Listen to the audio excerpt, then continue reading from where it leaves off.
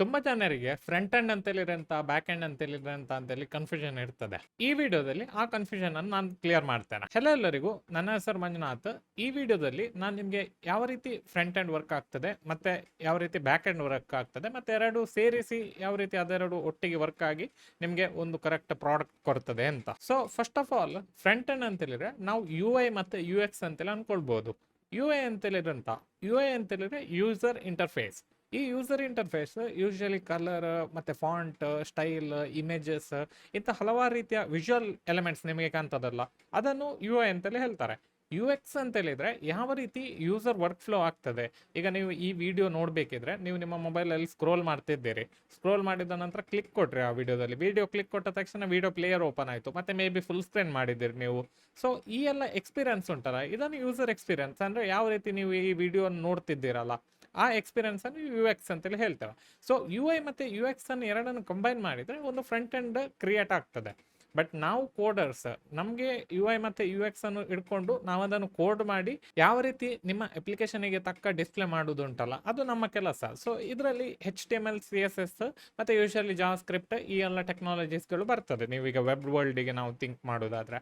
But ವೆರಾಸ್ in mobile application ನಿಮಗೆ react ಅಲ್ಲಿ front end ಮಾಡ್ಬೋದು, ರಿಯಾಕ್ಟ್ ನೇಟಿವ್ ಅಲ್ಲಿ ಫ್ಲಟರ್ ಅಲ್ಲಿ ಫ್ರಂಟ್ ಎಂಡ್ ಮಾಡ್ಬೋದು, ಮತ್ತೆ ಆಂಡ್ರಾಯ್ಡ್ ಮತ್ತೆ iOS ಇಂಥ ಹಲವಾರು ರೀತಿಯ ಫ್ರೇಮ್ವರ್ಕ್ಸ್ಗಳನ್ನು ನೀವು ಯೂಸ್ ಮಾಡಿ ಅಲ್ಲಿ ನೀವು ಫ್ರಂಟ್ ಎಂಡ್ ಕ್ರಿಯೇಟ್ ಮಾಡ್ಲಿಕ್ಕೆ ಆಗ್ತದೆ. ಸೊ ಇದು ಫ್ರಂಟ್ ಎಂಡ್ ಆಯಿತು. ಸೊ ಈಗ ಬ್ಯಾಕ್ ಎಂಡ್ ಅಂತೇಳಿರಂತ ಹಾಗೆ ಇದು ಫ್ರಂಟ್ ಎಂಡ್ ಆದರೆ ಅಂದರೆ ಎಂಟೈರ್ ವೆಬ್ಸೈಟ್ ನಿಮಗೆ ಕಾಣ್ತದಲ್ಲ. ಈಗ ಎಂಟೈರ್ ವೆಬ್ಸೈಟ್ ನಿಮಗೆ ಕಾಣ್ತಾ ಉಂಟು, ಬಟ್ ಈಗ ನಿಮಗೆ ಈ ಕಾಣುವ ವಿಡಿಯೋ ಉಂಟಲ್ಲ, ಅದೆಲ್ಲಿಂದಾದರೂ ಬರಬೇಕಲ್ಲ. ನಿಮಗೆ ನಾನು ಈ ವಿಡಿಯೋ ಪಬ್ಲಿಷ್ ಮಾಡೋಕ್ಕಿಂತ ಮುಂಚೆ ಅದು ಪ್ರೈವೇಟ್ ಇತ್ತು, ಆವಾಗ ನಿಮಗೆ ಈ ವಿಡಿಯೋ ಕಾಣ್ತಿರ್ಲಿಲ್ಲ. ನಾನು ಆ ಪಬ್ಲಿಷ್ ಬಟನ್ ಅನ್ನು ಕ್ಲಿಕ್ ಕೊಟ್ಟ ನಂತರವೇ ನಿಮಗೆ ಈ ವಿಡಿಯೋ ನಿಮಗೆ ಕಾಣಲಿಕ್ಕೆ ಸ್ಟಾರ್ಟ್ ಆಗ್ತದೆ.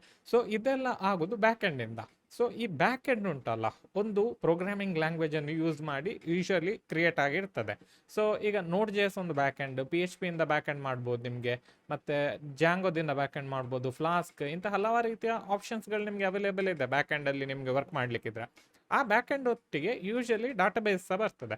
ಈ ಡಾಟಾಬೇಸ್ ನೀವು ನಿಮ್ಮ ಕಾಲೇಜಲ್ಲಿ ಸ್ಕೂಲಲ್ಲಿ ಕಲ್ತಿರ್ತೀರಲ್ಲ, ಈ MySQL ಡಾಟಾಬೇಸ್, PostgreSQL ಮತ್ತೆ MongoDB ಇಂಥ ಹಲವಾರು ರೀತಿಯ ಡಾಟಾಬೇಸ್ಗಳು ನೀವು ಆಲ್ರೆಡಿ ಕಲ್ತಿರ್ತೀರಿ. ಅದನ್ನು ನಿಮಗೆ ನೆನಪುಂಟಲ್ಲ, ಸ್ಟೂಡೆಂಟ್ ಟೇಬಲ್ ಯಾವ ರೀತಿ ಕ್ರಿಯೇಟ್ ಮಾಡೋದು. ಇಂಥ ಟೇಬಲ್ಗಳು ಯೂಶಲಿ ಬ್ಯಾಕ್ ಎಂಡ್ ಒಟ್ಟಿಗೆ ಕನೆಕ್ಟ್ ಮಾಡಿ ಫ್ರಂಟ್ ಎಂಡಿಗೆ ಡಾಟಾ ಕಳಿಸ್ತದೆ. ಸೊ ಈಗ ಫ್ರಂಟ್ ಎಂಡಲ್ಲಿ ಜಸ್ಟ್ UI ಮತ್ತು UX ಅನ್ನು ಯೂಸ್ ಮಾಡಿ ಡಿಸ್ಪ್ಲೇ ಆಗ್ತಾ ಉಂಟು.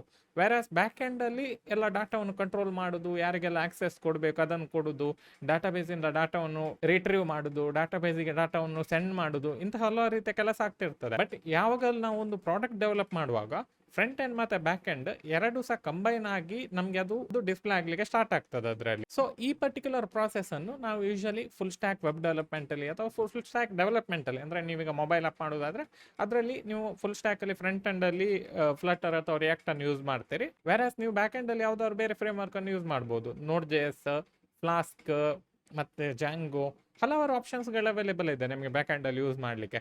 ಸೊ ಹಾಗಾಗಿರೋದ್ರಿಂದ ಈ ಫ್ರಂಟ್ ಎಂಡ್ ಮತ್ತೆ ಬ್ಯಾಕ್ ಎಂಡ್ ಎರಡು ಸಹ ವರ್ಕ್ ಆಗಿ ಈ ಎಂಟೈರ್ ಪ್ರಾಡಕ್ಟ್ ರೆಡಿ ಆಗ್ತದೆ. ನೀವು ಯಾವುದೇ ಟೆಕ್ನಾಲಜಿಯಲ್ಲಿ ನೀವು ಪ್ರಾಡಕ್ಟ್ ಡೆವಲಪ್ ಮಾಡಿರ್ಬೋದು, ಇದರಲ್ಲಿ ಫ್ರಂಟ್ ಎಂಡ್ ಮತ್ತೆ ಬ್ಯಾಕ್ ಎಂಡ್ ಎರಡು ಸಹ ನಿಮಗೆ ತುಂಬಾ ಸರಿ ರಿಪೀಟ್ ಆಗ್ತಾ ಬರ್ತದೆ. ಸೊ ಅದರಿಂದ ನೀವು ಯಾವ್ದಾದ್ರು ಕಂಪನಿಗೆ ಜಾಯ್ನ್ ಆಗುವಾಗ ನೀವು ಕರೆಕ್ಟ್ ಆಗಿ ನೋಡಿ, ನೀವು ಫ್ರಂಟ್ ಎಂಡ್ ಅಲ್ಲಿ ಕೆಲಸ ಮಾಡ್ತಿದ್ದೀರಾ, ಬ್ಯಾಕ್ ಎಂಡ್ ಅಲ್ಲಿ ಕೆಲಸ ಮಾಡ್ತಿದ್ದೀರಾ, ಅಥವಾ ಫುಲ್ ಸ್ಟ್ಯಾಕ್ ಅಂದ್ರೆ ಫ್ರಂಟ್ ಎಂಡ್ ಮತ್ತೆ ಬ್ಯಾಕ್ ಎಂಡ್ ಎರಡನ್ನು ಸಹ ಒಟ್ಟಿಗೆ ಯೂಸ್ ಮಾಡಿ ಕೆಲಸ ಮಾಡ್ತಿದ್ದೀರಾ ಅಂತ.